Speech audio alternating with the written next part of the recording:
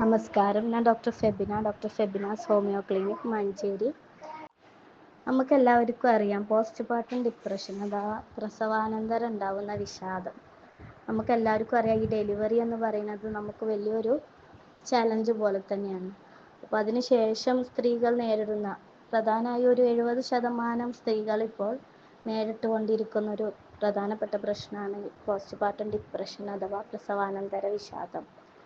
ഇത് ഡെലിവറിക്ക് ശേഷം ഉണ്ടാവുന്ന ഈ ഹോർമോൺ ചേഞ്ചസ് കാരണമാണ് ഇങ്ങനെ ഒരു അവസ്ഥ ഉണ്ടാവുന്നത്. പ്രധാനമായിട്ടും ഹോർമോൺസായ ഈസ്ട്രജനും പ്രൊജസ്ട്രോണും ഓക്സിറ്റോസിനും അതിൻ്റെയൊക്കെ അളവ് പെട്ടെന്ന് നമുക്ക് ഡെലിവറി കഴിയുന്നതോടും നമുക്കത് കുറഞ്ഞു വരും. അതേപോലെ ഈ ഹോർമോൺസ് കുറയുമ്പോൾ നമ്മളെ ശരീരത്തിൽ ഇതേപോലെ മൂഡ് സ്വിങ്സ് ഒക്കെ കാണിക്കും. അപ്പോൾ നമുക്ക് ഡെലിവറി കഴിഞ്ഞൊരു 3 to 4 days ആകുമ്പോഴാണ് നമുക്ക് ഈ സിംറ്റംസ് കാണിച്ചു വരുന്നത്.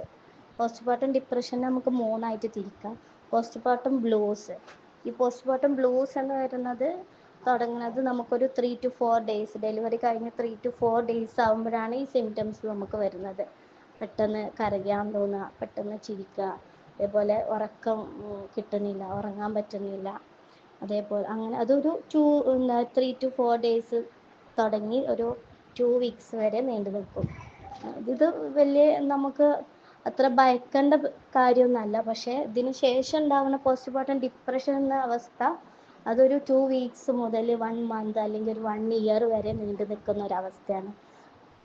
പോസ്റ്റ്പാർട്ടം ഡിപ്രഷൻ നമുക്ക് എല്ലാവരും ഒരുമിച്ചിരുന്ന് സംസാരിക്കുമ്പോൾ അവർക്ക് ഒരുമിച്ചിരിക്കാൻ തോന്നില്ല, ഒറ്റയ്ക്ക് ഇരിക്കാൻ തോന്നും, എപ്പോഴും കരയാൻ തോന്നും, അതേപോലെ ഉറക്കം തീരെ കിട്ടില്ല, ഉറങ്ങാൻ കഴിയില്ല, ഭക്ഷണം കഴിക്കാൻ കഴിയില്ല. അങ്ങനെ പിന്നെ അമ്മയ്ക്ക് ഉണ്ടാവുന്ന മാനസിക പ്രശ്നങ്ങൾ, ഞാനൊരു നല്ല അമ്മയാണോ, ഞാൻ എങ്ങനെ എൻ്റെ കുഞ്ഞിനെ വളർത്തും, ഞാൻ എങ്ങനെയാണ് എൻ്റെ കുഞ്ഞിനെ വളർത്തേണ്ടത്, അങ്ങനെയൊക്കെയുള്ള ചിന്തകൾ കാരണമാണ് ഈ പോസ്റ്റ്പാർട്ടം ഡിപ്രഷനിലേക്ക് അധിക സ്ത്രീകളും പോകാനുള്ള പ്രധാനപ്പെട്ട കാരണം. ഈ പോസ്റ്റ്പാർട്ടം സൈക്കോസിസ് എന്ന് പറയുമ്പോൾ ഒരു ഭ്രാന്ത് പോലെ തന്നെയാണ്. നമുക്ക് അവർക്ക് ഭയങ്കര സ്ട്രോങ് ആയിരിക്കും, അവർക്ക് ഭയങ്കര ശക്തിയായിരിക്കും. നമ്മൾ പത്രങ്ങളിലൊക്കെ വായിച്ചിട്ടുണ്ടല്ലോ, അമ്മ കുഞ്ഞിനെ കിണറ്റിലെറിഞ്ഞ് കൊന്നു എന്നൊക്കെ. അതൊക്കെ മേ ബി ഈ പോസ്റ്റ്പാർട്ടം സൈക്കോസിസ് കാരണം ഉണ്ടാവുന്നതായിരിക്കും.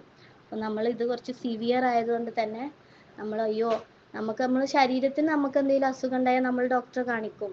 അപ്പോൾ നമ്മളെ മൈൻഡിന് അസുഖം ഉണ്ടായാലും നമ്മൾ ഡോക്ടറെ കാണിക്കാൻ മടിക്കാതെ എത്രയും പെട്ടെന്ന് ഡോക്ടറെ കാണിക്കണം.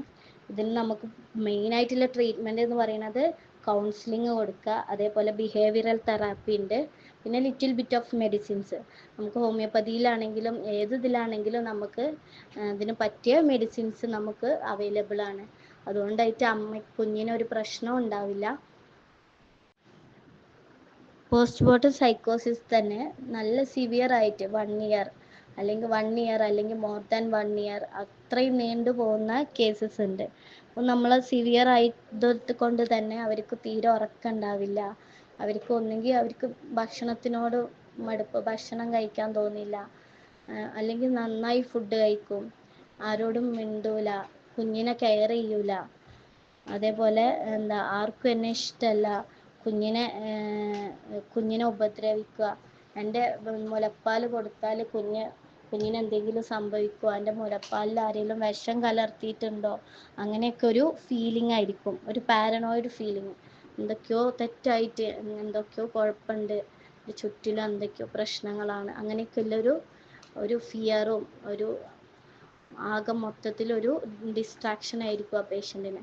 അപ്പോൾ വീട്ടിൽ നിന്ന് നല്ലൊരു സപ്പോർട്ടും കൊടുക്കുക, അതേപോലെ നമ്മൾ കൗൺസിലിംഗ് കൊടുക്കുക, ഒരു സൈക്കോളജിക്കൽ ട്രീറ്റ്മെൻറ്റ് തന്നെ നമുക്ക് അത്യാവശ്യമാണ്. അതേപോലെ ബിഹേവിയറൽ തെറാപ്പി കൊടുക്കുക, അതേപോലെ മെഡിസിൻസ് കൊടുക്കുക. ഇതൊക്കെയാണ് നമുക്ക്. അതേപോലെ ഈ അറ്റ്മോസ്ഫിയർ ഒന്ന് മാറ്റി കൊടുക്കുക. എല്ലാവരും ഡെലിവറിൻ്റെ മുന്നേ ആകുമ്പോൾ നമ്മളെല്ലാവരും അമ്മനെ നന്നായിട്ട് കെയർ ചെയ്യും. പക്ഷെ ഡെലിവറി കഴിഞ്ഞ് കഴിയുമ്പോൾ കുഞ്ഞിനെയാണ് എല്ലാവരും പ്രയോറിറ്റി കൊടുക്കുക. കുഞ്ഞിൻ്റെ വിശേഷങ്ങളാണ് എല്ലാവരും ചോദിക്കുക. അപ്പോൾ അമ്മനെ കൂടുതലൊന്ന് കെയർ ചെയ്ത് അമ്മയ്ക്ക് എന്തെങ്കിലും ബുദ്ധിമുട്ടുണ്ടോ, എന്തെങ്കിലും പ്രശ്നങ്ങളുണ്ടോ എല്ലാം ചോദിച്ച് മനസ്സിലാക്കി അവർക്ക് നന്നായി ഒരു സപ്പോർട്ട് കൊടുക്കുക. അതിലൂടെ തന്നെ നമുക്ക് ഒരു 50% നമുക്ക് ആ പേഷ്യൻറ്റിനെ നമുക്ക് ക്യൂർ ആക്കാൻ പറ്റും. പ്രസവം എന്ന് പറയുമ്പോൾ തന്നെ എല്ലാവരും പറയും സുഖപ്രസവം എന്ന് പറയും. പക്ഷേ ഈ അമ്മ നേരിടുന്ന പല പല പ്രശ്നങ്ങൾ നോക്കുമ്പോൾ നമുക്ക് ഡെലിവറി കഴിഞ്ഞിട്ടായാലും അമ്മയ്ക്ക് പല ബുദ്ധിമുട്ടുകളാണ്. ഇതുപോലെ ഡിപ്രഷൻ ആയാലും പ്രസവാനന്തരം ഉണ്ടാകുന്ന വിഷാദം, അത് അമ്മനെ വളരെയധികം ബാധിക്കുന്നുണ്ട്. അതുപോലെ ആ കുഞ്ഞിനെ എങ്ങനെയാണ് ഈ കുഞ്ഞിനെ ഞാൻ നല്ല രീതിയിൽ വളർത്തേണ്ടത്, എങ്ങനെയാണ് ഞാൻ ഈ കുഞ്ഞിനെ നോക്കേണ്ടത്, അങ്ങനെ ഒരുപാട് ചിന്തകൾ അമ്മയുടെ മനസ്സിലൂടെ ഇങ്ങനെ പോവുകയാണ്. ഇതൊക്കെ കാരണം കൊണ്ടാണ് ഈ പ്രസവാനന്തരം ഉണ്ടാവുന്ന വിഷാദത്തിനും ഒരു പ്രധാനപ്പെട്ട കാരണം. ഇതിന് നമ്മൾ കൗൺസിലിങ്ങോ എന്തെങ്കിലും ഒരു ട്രീറ്റ്മെൻറ്റ് നമ്മൾ കൊടുക്കാഞ്ഞാൽ ഇത് നമുക്ക് സിവിയർ സ്റ്റേജിലേക്ക്, ഞാൻ പറഞ്ഞ പോലെ പോസ്റ്റ്മോർട്ടം സൈക്കോസിസിലേക്ക് പോവാൻ വളരെയധികം ചാൻസ് കൂടുതലാണ്.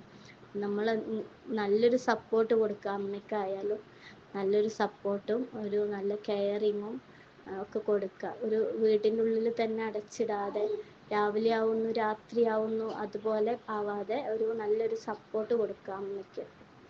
അതേപോലെ ഈ പോസ്റ്റ്മോർട്ടം സൈക്കോസിസിൽ വരുന്നതാണ് ഒരു കേസ് വന്നിരുന്നു. അമ്മ പറഞ്ഞു, എനിക്ക് എൻ്റെ ഡ്രസ്സ് ഇങ്ങനെ വലിച്ച് കീറാൻ തോന്നുകയാണ്, എനിക്കെൻ്റെ ഡ്രസ്സിൻ്റെ കൈ ഇങ്ങനെ വലിച്ച് കീറി കളയാൻ തോന്നുന്നു.